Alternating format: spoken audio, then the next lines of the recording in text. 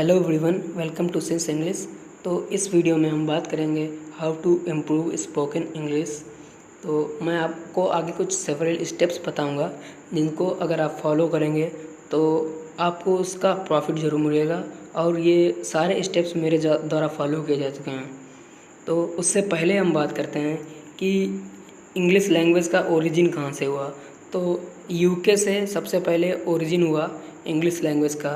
Means United kingdom में सबसे पहले इंग्लिश को बोलना स्टार्ट किया गया। और हम बात करते हैं कि इंडिया में कौन सी इंग्लिश बोली जाती है। तो इंडिया के लोग यूएसए और यूके दोनों की इंग्लिश फॉलो करते हैं, बल्कि इनके प्रोनाउंसिएशन में बहुत ज़्यादा डिफरेंस है।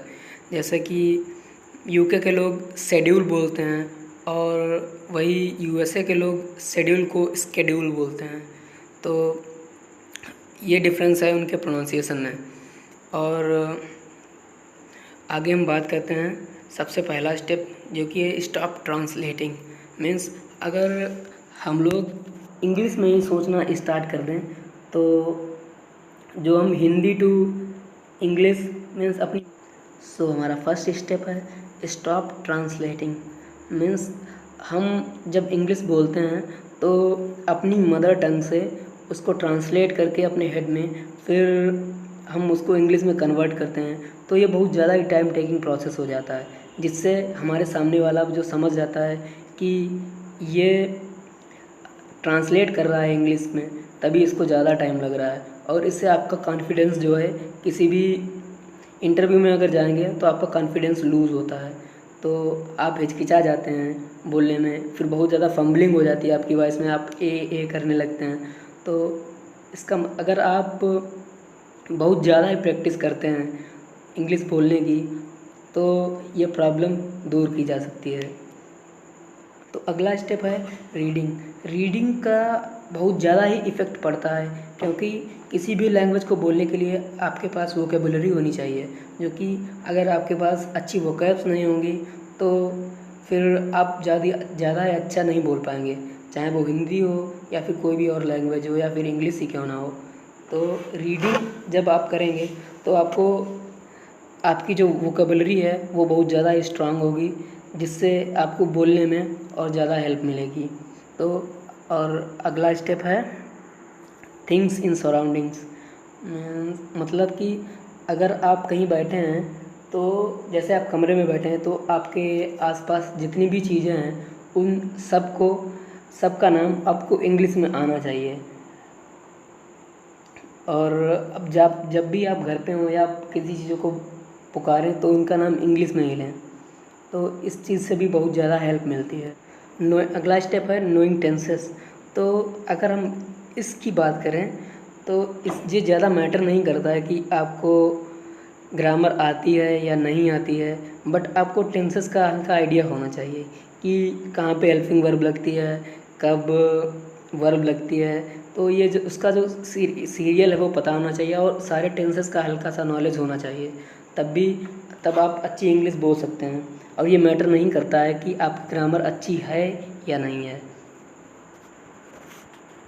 सो नेक्स्ट स्टेप है find a speaking partner. Speaking partner जो कि बहुत ज़्यादा ही मैटर करता है, क्योंकि अगर आप किसी भी चीज़ के बारे में प्रैक्टिस नहीं करेंगे तो वो चीज़ फिर धीरे धीरे ख़त्म होती जाती है। तो इंग्लिश भी वैसे ही है, अगर आप ज़्यादा प्रैक्टिस करेंगे किसी के साथ में तो आपकी इंग्लिश बहुत ज़्यादा ही बेटर हो सकती है, और आपका सामने वाला जो भी होगा वो आपको बताता रहेगा कि कहाँ पे गलती है, आप कहाँ पे लैग कर रहे हैं प्रोनाउंसिएशन में।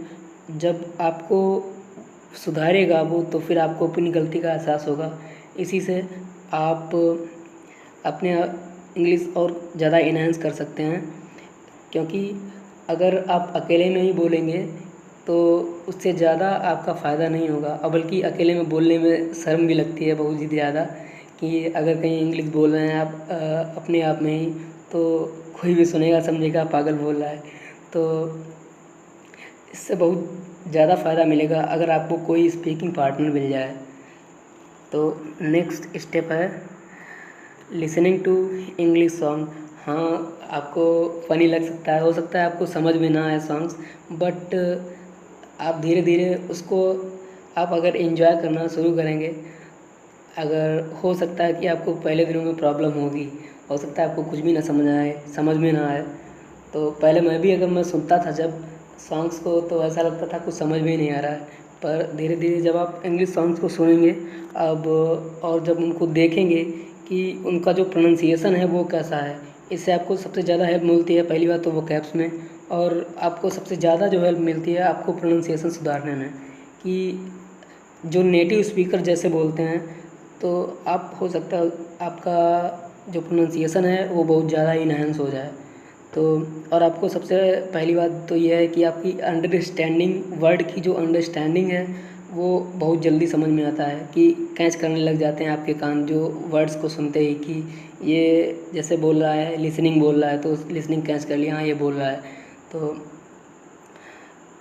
तो इस प्रकार अगर आप सॉन्ग को सुनेंगे तो बहुत ज़्यादा ही फ़ायदा मिलता है। और listening to postcards and motivational videos, ये भी अगर आप सॉन्ग्स में इंटरेस्ट नहीं रखते हैं तो आप पोस्टकार्ड पर स्विच कर सकते हैं, या फिर कोई इंग्लिश में मोटिवेशनल वीडियोस देख सकते हैं। डेली 1 या 2 देखें तो इससे ज़्यादा बहुत फ़ायदा मिलता है। या फिर आप मूवीज़ भी ले सकते हैं, कोई इंग्लिश मूवी ले लें, उसमें आप देख सकते हैं कि कैसे जो है वहाँ के नेटिव स्पीकर जो हैं वो लोग बोलते हैं।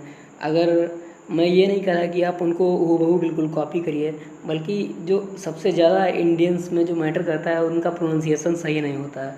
तो आप प्रोनाउंसिएशन के लिए और अपनी अंडरस्टैंडिंग के लिए भी देख सकते हैं, या फिर कोई सीरियल्स वगैरह भी देख सकते हैं।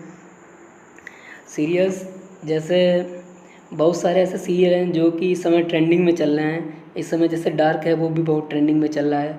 तो आप कोई भी इंग्लिश सीरियल देख सकते हैं जिससे आपको इंटरेस्ट भी आएगा और दोनों काम हो जाएंगे, इंटरेस्ट भी आएगा, आप सीरियल भी देख लेंगे और आपकी इंग्लिश भी इम्प्रूव होगी। तो ये सारे स्टेप थे जो कि बहुत ही ज़्यादा इम्पॉर्टेंट हैं। और तो बात करते हैं ऐप्स की जिनसे आपको स्पोकन इंग्लिश में हेल्प मिलने वाली है। तो पहला ऐप है hello speak English with natives 24/7, and second app है स्पीकलर, और थर्ड ऐप है ओपन टॉक। तो I hope you guys like this video, and if you have any query let me know in the comment section, and please like or dislike the video. One more thing, while watching video you will feel like what am I watching, but don't change the video, hold on there and try to understand with the help of captions. So after some days you will be able to understand the whole English video without captions. So I think all the suggestion will help you out.